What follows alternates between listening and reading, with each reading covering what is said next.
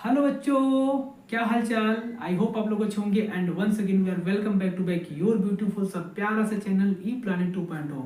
तो बच्चों, जैसा कि आप लोगों से प्रॉमिस किया गया था कि 6, 7, 8 की मैथमेटिक्स के एनसीईआरटी सही सोल्यूशन आप लोगों को प्रोवाइड किए जाएंगे इस चैनल पे। तो वो प्रॉमिस आज मैं फिर से लेकर के आया हूँ। हालांकि कई दिनों तक यानी लगभग 1.5 साल तक ये चैनल बंद होने के बाद एक बार फिर से मैंने रिटेन किया हुआ है।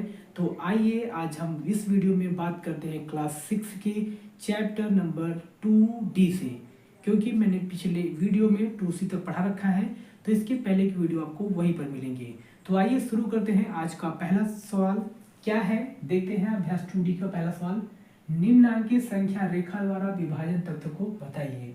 यानी ये क्वेश्चन बहुत इंपॉर्टेंट है आप लोगों के लिए। तो संख्या रेखा आप लोगों को मैंने बता रखा है, ठीक है, लास्ट वीडियो में जाकर के देख लेना अच्छे से। और इस संख्या रेखा में 0 से 2 गैप दिया हुआ है, 2 से 4 गैप दिया हुआ है, 4 से 6 गैप दिया हुआ है, यानी हर जगह आपको 2 2 2 की गैपिंग मिलेंगी। तो इस बॉक्स में हम लिखेंगे +2 +2 +2 +2 +2 और +2, यानी इन सभी बॉक्स में हम लोग +2 लिखेंगे।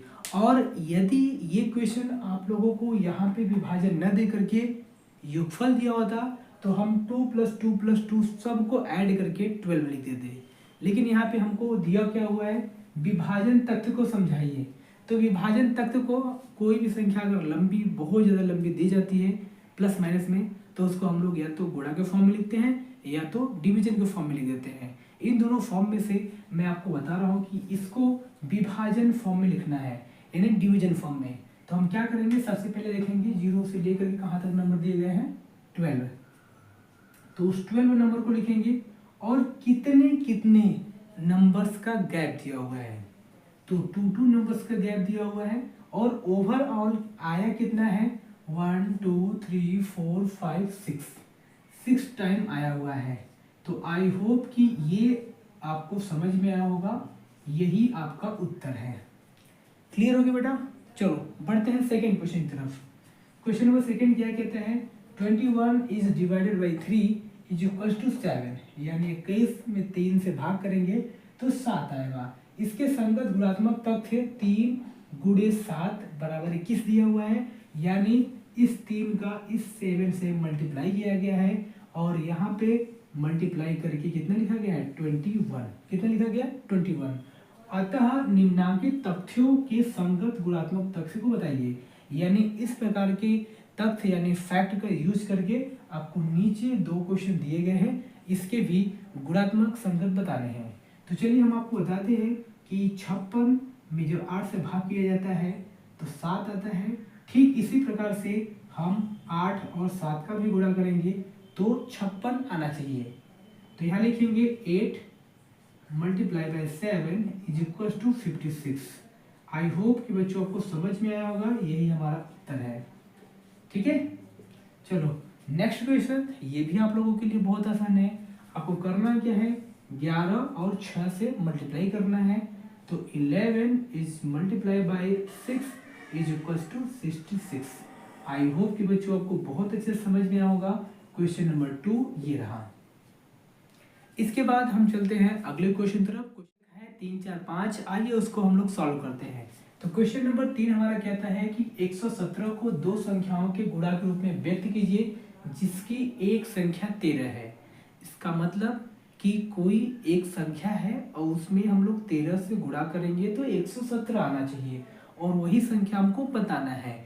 तो बच्चों आपको इसमें करना क्या पड़ता है, जब कभी कोई नंबर मिसिंग होता है तो सपोज करने पड़ते हैं, यानी मानना पड़ता है। तो हम लोग इस क्वेश्चन को कैसे सॉल्व करेंगे, हल कैसे करेंगे, हल करेंगे मान करके। कैसे, मान करके। तो चलिए हम यहाँ लिखते हैं, माना वह संख्या यक्स है। कितना है, वह संख्या यक्स है। ठीक है, अब इसके बाद डायरेक्ट में लिख रहा हूँ प्रश्नानुसार, यानी प्रश्न के अनुसार। प्रश्न हमारा क्या है और कैसे हमको कह रहा है। प्रश्न कह रहा है कि 2 संख्याओं के गुणा के रूप में व्यक्त कीजिए जिसकी एक संख्या 13 है। तो एक संख्या 13 है, दूसरी हमने मान रखा है कि कितनी है, x है। तो दूसरी संख्या x है और उसका मल्टीप्लाई 13 से किया गया है तो आया है कितना, 117। कितना आया है, 117। और आपको मालूम है कि x जब कभी गुणा के फॉर्म में होता है, ठीक है, और उसके साथ कोई नंबर होता है तो इक्वल टू के उस साइड लेके जाने पर वो गुणा का भाग बन जाता है। यानी x यहीं पे रहेगा, 13 जो हमारा यहाँ पे है गुणा के फॉर्म में, अब ये बन जाएगा भाग के फॉर्म में, यानी 117 बटे कितना 13 हो जाएगा, ठीक है। ये कट जाएगा, x की वैल्यू कितनी आएगी 9। तो हम लोग कह सकते हैं कि अतः वह संख्या या दूसरी संख्या 9 है, ठीक है। क्लियर है, यही हमारा उत्तर है।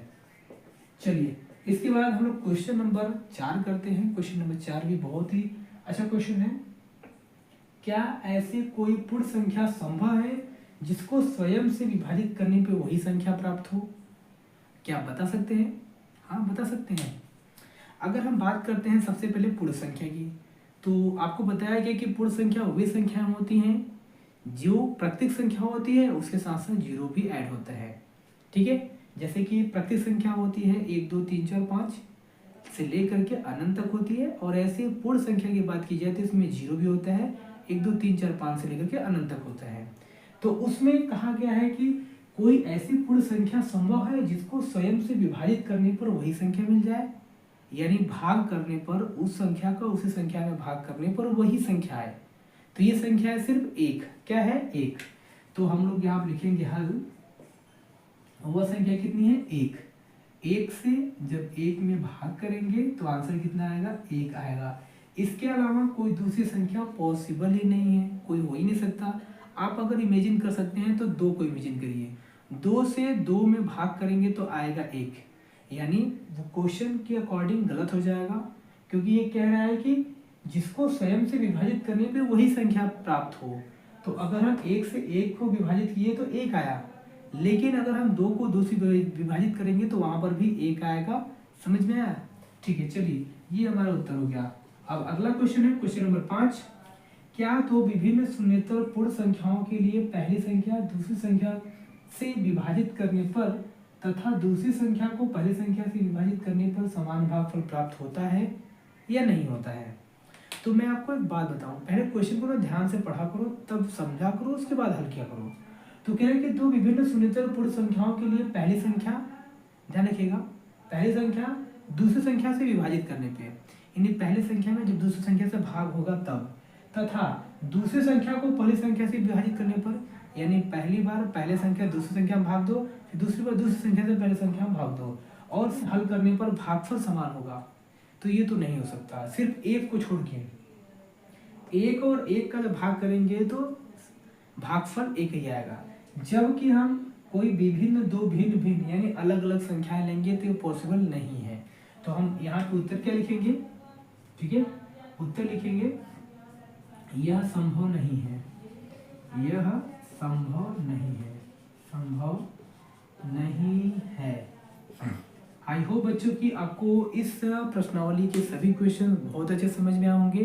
तो चलिए मिलते हैं नेक्स्ट वीडियो में, तब तक के लिए all the very best. Thank you for watching, bye bye, take care.